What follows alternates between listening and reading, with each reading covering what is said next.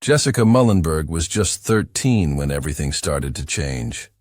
She lived in a quiet Wisconsin town, the kind of place where people didn't lock their doors at night and everyone knew each other's names. Jessyca was known for being a model student, soft-spoken, responsible, and always willing to help others. Her teachers admired her dedication, her classmates liked her friendly nature, and her mother, a hard-working single parent, couldn't have been prouder of the daughter she had raised on her own. Every morning, Jessyca packed her backpack, tied her shoes tightly, and walked the same route to school, where she would spend her day buried in books and lessons. That fall, a new teacher joined the faculty at her middle school. His name was Stephen Oliver. He was in his late 30s, with a calm voice and an easy smile. Students were curious about him. He was different from the other teachers. He seemed more casual, more engaged, and very interested in his students' lives. He told stories. In class, used creative methods to teach grammar and literature, and made even the shyest kids feel seen. Most parents felt lucky that their children had a teacher who seemed to care so much. For a while, that's exactly how Jessyca felt too. In the first few weeks, Stephen appeared to be nothing more than a passionate educator. He encouraged Jessyca's writing, praised her test scores, and suggested she enter an essay competition. He gave her books to read after class and marked her papers with extra long feedback. At first, she felt flattered. No one had ever taken this much interest in her ideas before. Jessyca thought maybe she really was special in some way. Then the compliments started coming more often. Stephen told her she had a brilliant mind, that she was more mature than the other kids. He began singling her out during lessons, using her answers as the model response. He asked her to stay after class for extra help she didn't need. It didn't feel strange at first. She trusted him. He was her teacher, after all. But slowly, that trust began to morph into confusion. Stephen started showing up in unexpected places, by her locker, near the lunchroom, even outside her bus stop once. He said it was coincidence, that he just happened to be nearby. He'd smile and ask her how she was doing, if anyone was bothering her, if she needed help with anything. Jessyca didn't know how to say no. He was kind and soft-spoken, and she didn't want to seem rude. But each encounter made her feel a little more uneasy. At home, her mother noticed a change. Jessyca had grown quieter, spending more time in her room. She said she was just tired from school or busy with homework. When asked about her new teacher, Jessyca would answer with a short, "He's fine," and quickly change the subject. Her mother didn't push. As a single mom working double shifts, she was grateful her daughter seemed to be doing well in school. But beneath Jessyca's quiet behavior, something was beginning to fester. One day, Jessyca came home with a folded letter tucked into her English workbook. It wasn't homework. It was a handwritten note from Stephen. Inside, he told her how much he admired her, how rare it was to find someone who understood him, and how he hoped she trusted him the way he trusted her. He wrote that the world might not understand their connection, but that didn't make it wrong. Jessyca read it once and hid it under her mattress. She didn't understand what it meant exactly, but it made her feel uncomfortable. She wasn't sure if she had done something wrong by reading it, or if something was wrong with him for writing it. The notes didn't stop. He would leave them inside her locker, hidden in books, and even once slipped one into her coat pocket during a school assembly. None of them were explicitly romantic, but they were always personal, emotional, and invasive. He began referring to her as his only real friend. He said he didn't have anyone else to talk to. That burden, being someone's only support, felt heavy for a 13-year-old girl. She felt trapped, but didn't know who to tell. Stephen started to become possessive. He would question her about who she spent time with, asking why she was laughing with certain classmates, or why she hadn't come by after school like she usually did. During one tutoring session, he told her that most people her age were childish and shallow, but that she was different. Jessyca began to dread going to school, but kept it to herself. How could she explain what was happening when she didn't fully understand it herself? Things escalated when Stephen began calling her home. At first, it was under the excuse of discussing a class project. He left polite messages with her mother, who didn't see anything wrong, until the calls started coming more often. Once, when Jessyca stayed home sick, he left a long voicemail asking if she was okay, saying he felt worried and empty without her in class. Her mother overheard one of the calls and felt a sudden chill. Why would a grown man be this concerned about a student missing one day of school? That night, she searched Jessyca's backpack and found one of the letters. It was carefully folded, written in looping handwriting, and filled with phrases like, "You understand me," and "You make my days worth living." Alarmed, her mother went to the school principal the next morning, demanding a meeting. The school promised to investigate. Stephen was quietly pulled in for questioning. He denied everything, saying the letters were misunderstood, just feedback and encouragement for a promising student. He claimed the phone calls were about schoolwork. He was careful, polite, and even offered to stop tutoring Jessyca if it would make her mother feel better. No disciplinary action was taken. No report was filed. The school said it lacked concrete evidence of any wrongdoing. Jessyca was moved to a different classroom, and the matter was considered resolved. But Stephen didn't stop watching her.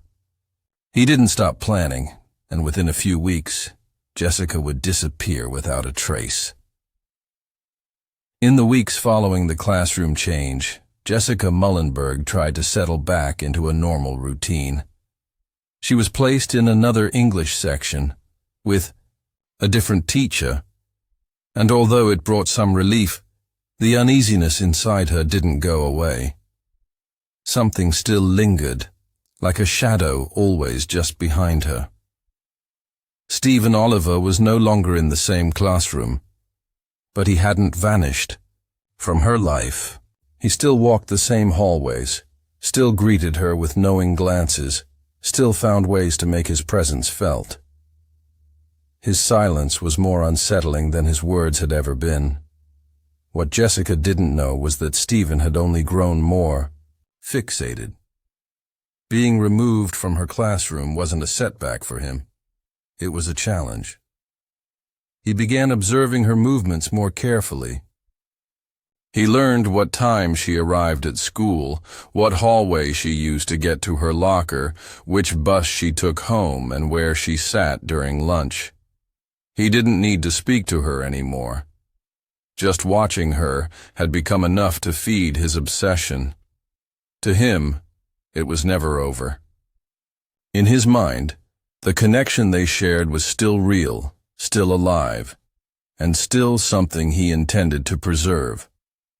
He started sending anonymous notes again, this time left near her locker or slipped between the pages of library books she often borrowed. The handwriting was the same, but he no longer signed them. The words, though, were unmistakably his. The tone was emotional and possessive. Phrases like, "I still see you," and "They can't keep us apart," made Jessyca's stomach twist in fear. She didn't know whether to tell her mother again. The school had already dismissed her concerns once. Would they take her seriously now? Stephen, meanwhile, had begun altering his routine outside of school. He spent hours each evening driving around neighborhoods, learning traffic patterns, memorizing shortcuts, and identifying quiet streets. He began using a different car, an old sedan with tinted windows and no identifying stickers. He created fake email addresses and joined online forums where he asked questions about how to travel with someone without leaving a trace. He browsed sites about false identities, long-term travel, and remote cabins for rent. Every step he took was careful and deliberate. At the same time, he was preparing Jessyca emotionally, using the same manipulative tactics he had used in the beginning. He crafted new letters that talked about isolation, about being misunderstood, about how cruel the world could be to people like them. He described fantasies of escaping to a place where no one could judge them, where they could be free. He knew she was vulnerable. He counted on her confusion and silence. His goal wasn't just to take her. It was to make her believe that leaving was her choice. Jessyca became more withdrawn. She stopped smiling as much. She didn't raise her hand in class. Her friends noticed, but when they asked what was wrong, she simply said she was tired. At home, her mother sensed that something was still off, but between work and stress, she hoped it was just the awkwardness of teenage years. Jessyca tried to ignore the notes, tried to pretend that things were getting better, but each time she saw Stephen in the hallway or caught his gaze from across the parking lot, her chest tightened with panic. The tipping point came one afternoon when Jessyca was walking home alone. Normally she took the school bus, but that day she had stayed after class to work on a group science project. Her partners had already left, and she didn't want to ask for a ride. As she walked the tree-lined sidewalk, a car slowed down beside her. It didn't stop, just moved at a steady pace. She didn't recognize it right away, but something about it felt wrong. The windows were too dark, the engine too quiet. She walked faster. The car sped up slightly, then turned the corner and disappeared. Jessyca tried to tell herself it was just a coincidence. Maybe someone was looking for an address. Maybe it wasn't him. But when she got home, there was another note inside her backpack. She didn't know how it got there. It wasn't there earlier. This one read, "You looked scared today. You don't have to be." She didn't sleep that night. Stephen had also started monitoring her online activity. Using fake accounts, he followed her on every platform he could find. Though Jessyca rarely posted, he liked and saved every image, read every comment, and pieced together her life in digital fragments.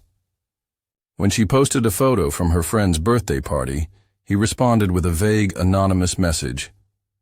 "You're not happy there." Jessyca deleted it instantly, but the damage was done. She began to feel like she had no escape.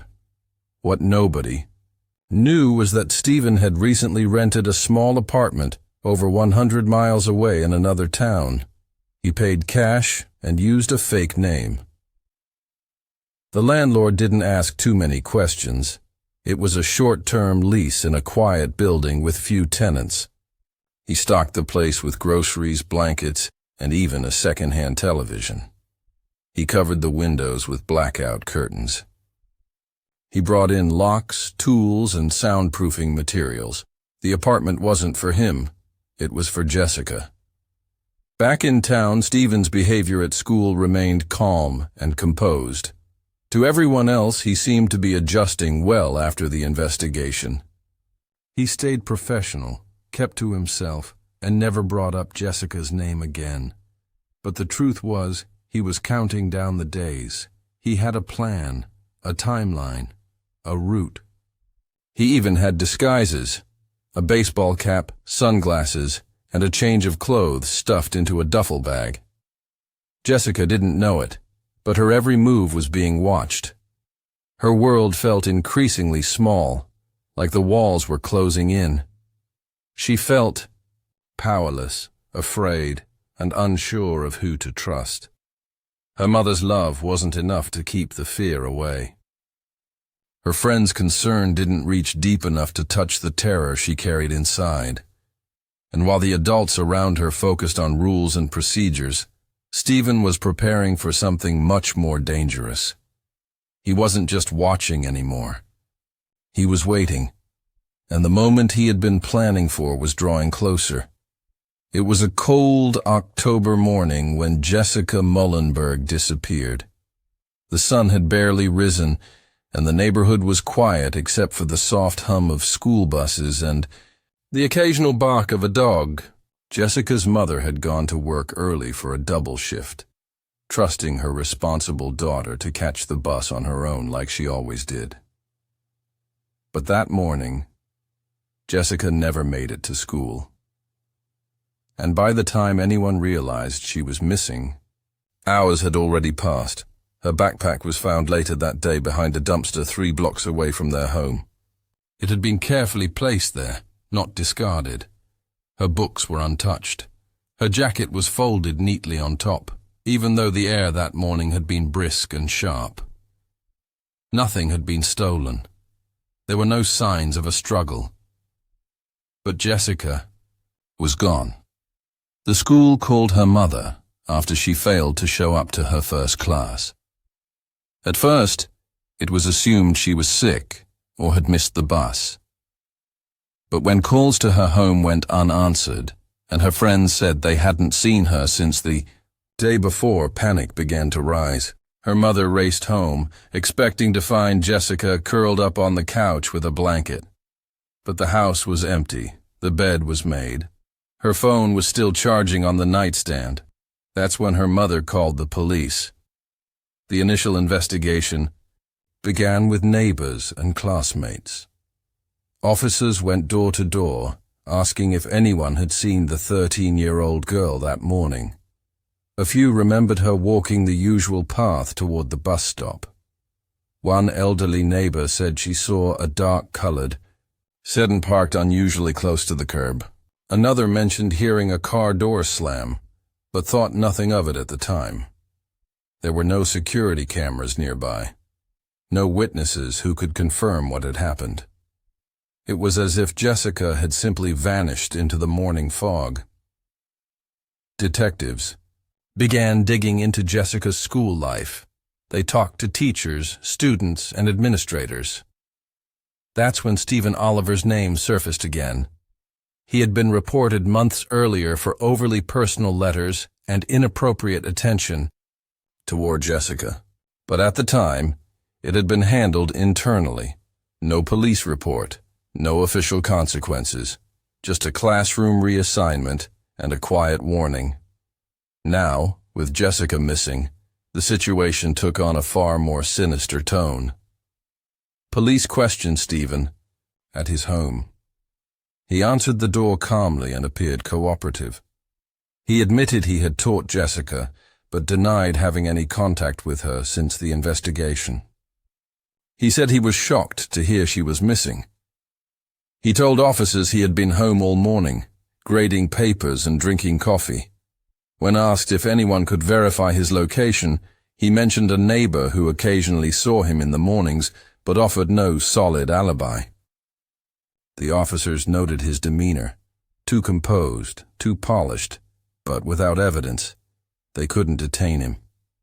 Behind the scenes, Stephen was already on the move. Jessyca was alive, but no longer in Wisconsin. Hours earlier, she had been forced into his car not far from her bus stop. It had all happened so quickly. A hand over her mouth, a whispered threat, the cold press of plastic zip ties. He had waited for weeks, watched for the perfect moment when she'd be alone, and when it came, he didn't hesitate. Within minutes, they were on the highway, heading out of town, the child locks engaged and the windows darkened. He had chosen his hideout carefully, a rented apartment in a small, rural community, far from anyone who might recognize her.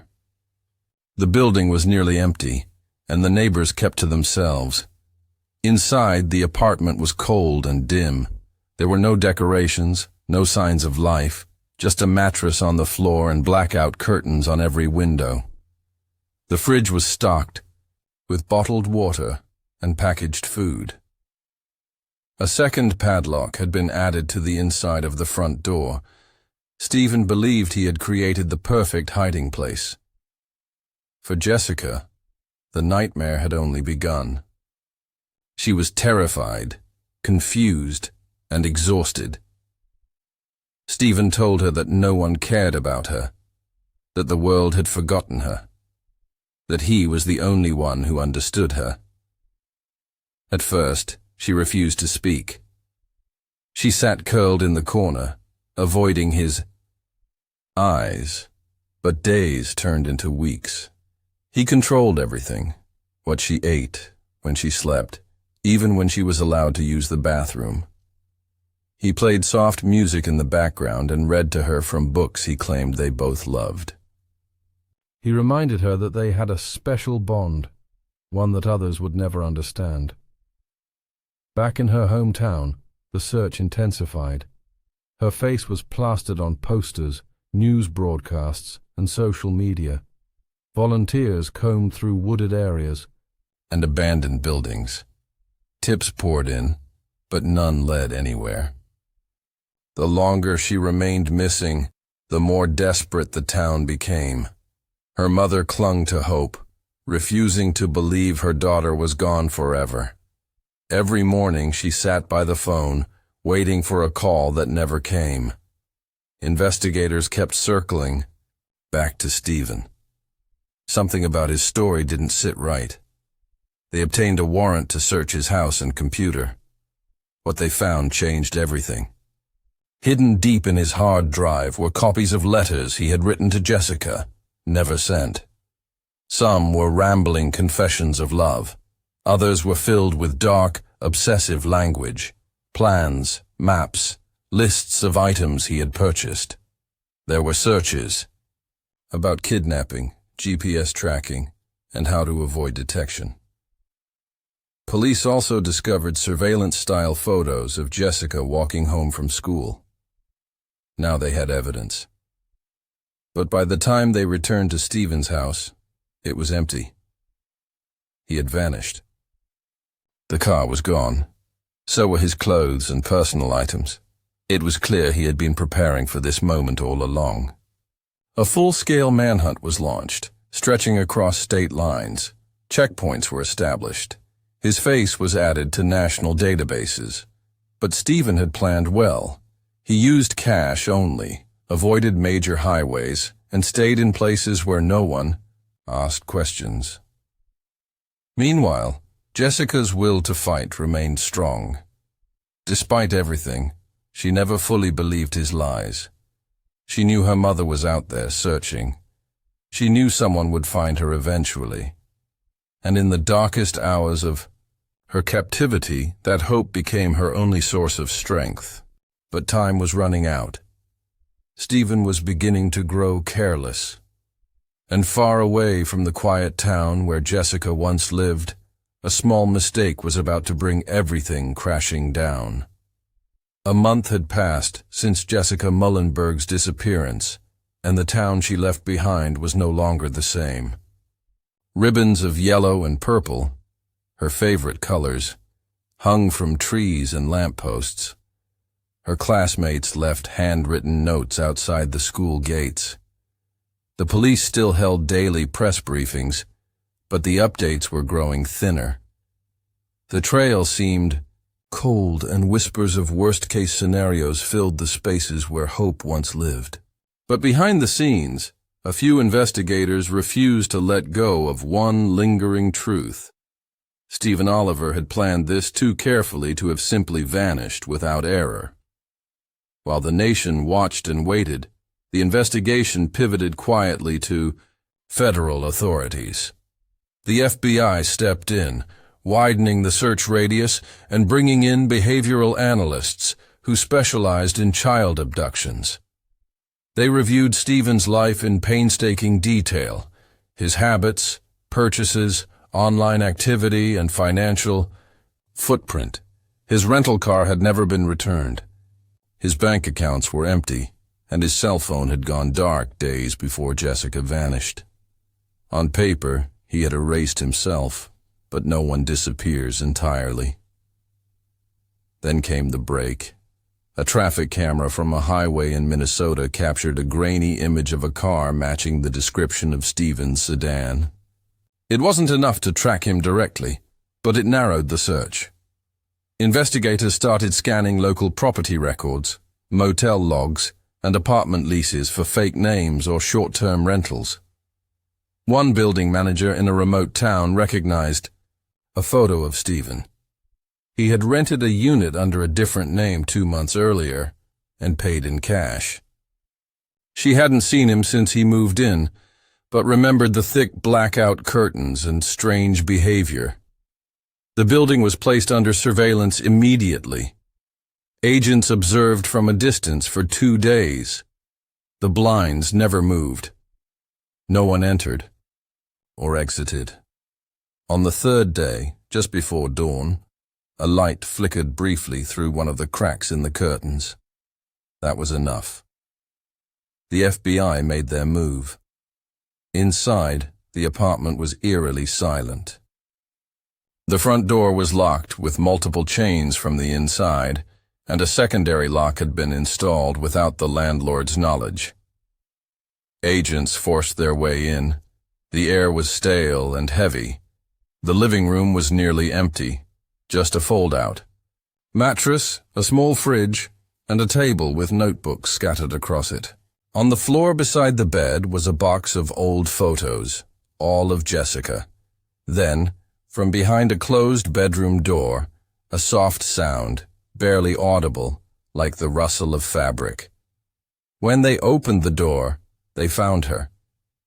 Jessyca was sitting on the floor, knees pulled to her chest, her back against the wall. She didn't scream. She didn't speak. Her eyes were wide and hollow, trained on the intruders, as if unsure whether they were real. She had lost weight. Her face was pale. Her hair was tangled. But she was alive.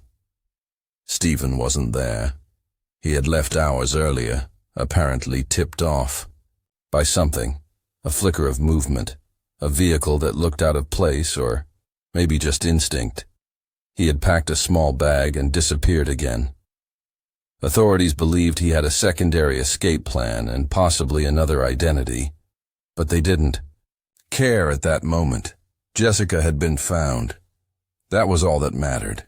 She was rushed to a nearby hospital for medical evaluation. Physically, she was stable. Emotionally, the damage was harder to measure. She answered questions slowly, carefully. She remembered almost everything. The way he watched her sleep, the constant noise of the TV in the background, the way he shifted between being calm and terrifying.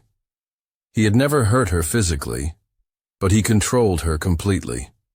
When she ate, when she slept, when she was allowed to speak.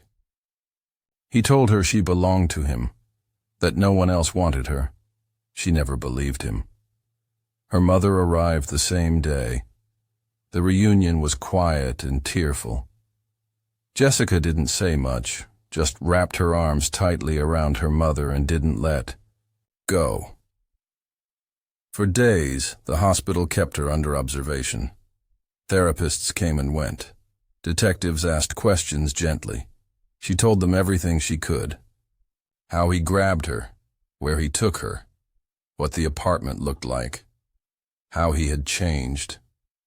One detail stood out, a notebook he kept by the bed. Inside were lists, grocery items, supply needs, and multiple addresses with dates.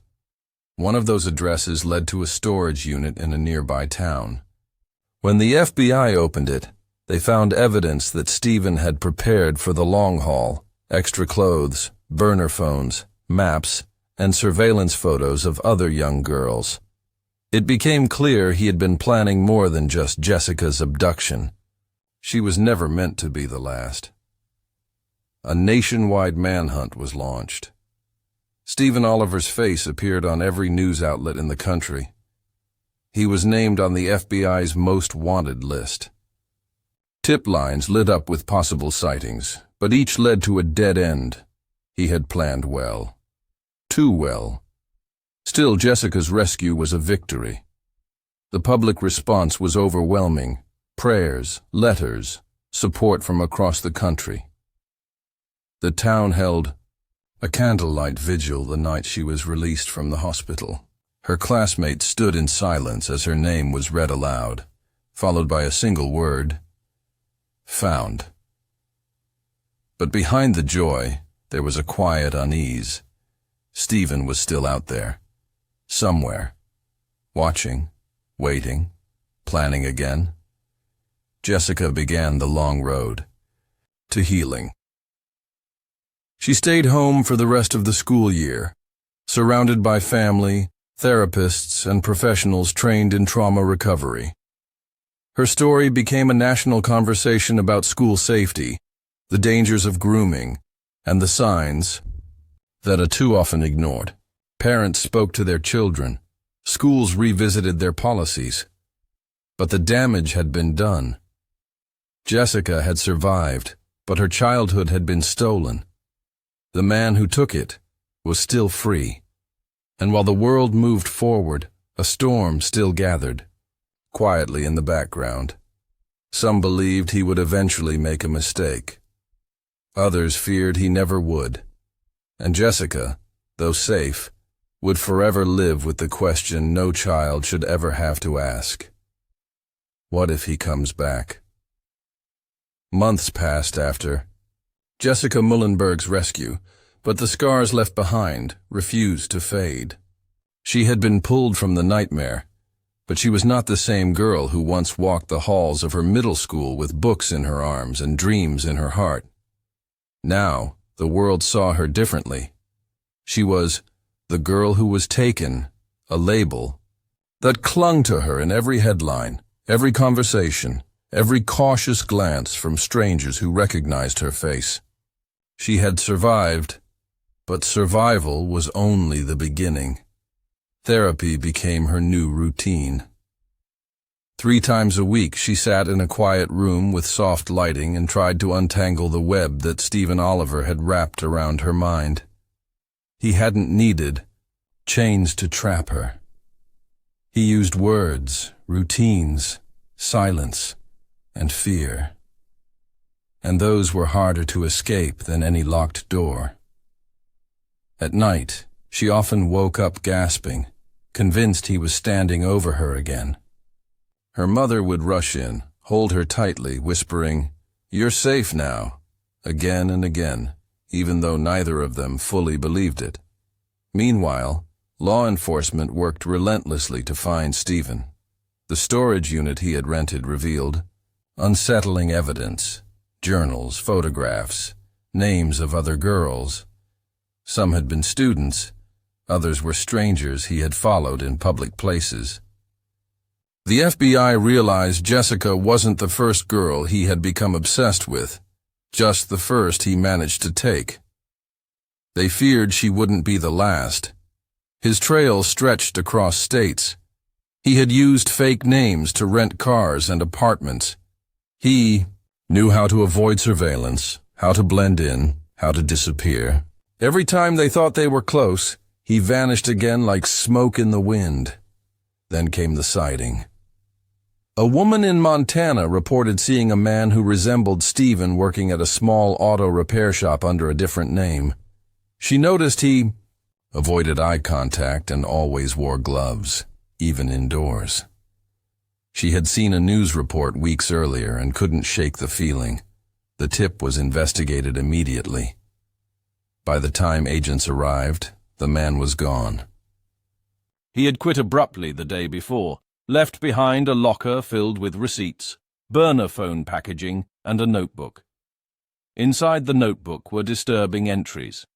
Stephen had documented his movements, safe houses, and a list of small towns he believed he could hide in. But what caught their attention most was a section labeled Loose Ends. Jessyca's name was written there, circled twice. There was a date scribbled next to it, one that hadn't yet passed. Authorities couldn't ignore it. They believed Stephen might try to return, possibly to abduct Jessyca again or worse. Her family was immediately moved into protective custody. They were relocated to a safe house under a different name. Surveillance was placed on every known associate of Stephen. A reward for information leading to his arrest climbed to over $100,000. His face was now known across the country. But even in hiding, Jessyca felt watched. Every knock on the door made her flinch. Every unfamiliar car sent her into a spiral of panic. Her mother tried to stay strong, but the stress took a toll. They were living in limbo, imprisoned by fear while the man who caused it roamed free. The system had found her, but it hadn't yet stopped him. Then came an unexpected twist.